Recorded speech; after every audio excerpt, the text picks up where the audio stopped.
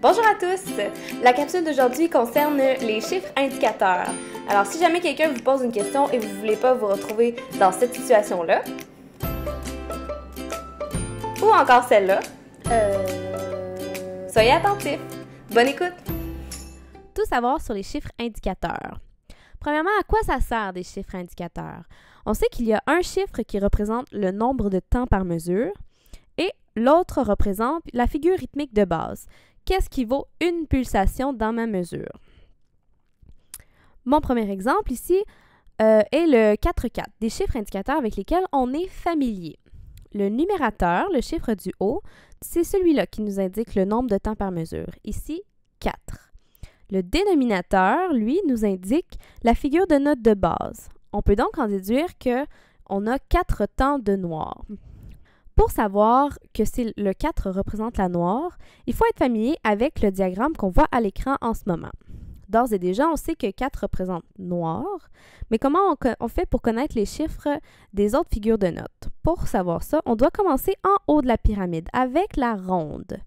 La ronde étant la figure de note la plus longue, il lui a été attribué le chiffre 1.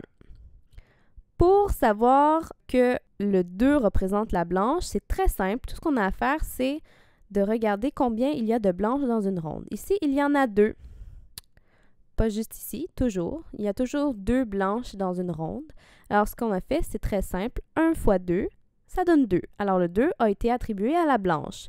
Même chose pour la noire. Il y a 2 noirs dans une blanche.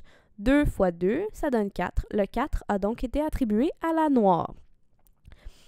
Ainsi de suite, jusqu'en bas de la pyramide. 2 croches dans une noire, 4 fois 2, ça donne 8. Le 8 représente la croche.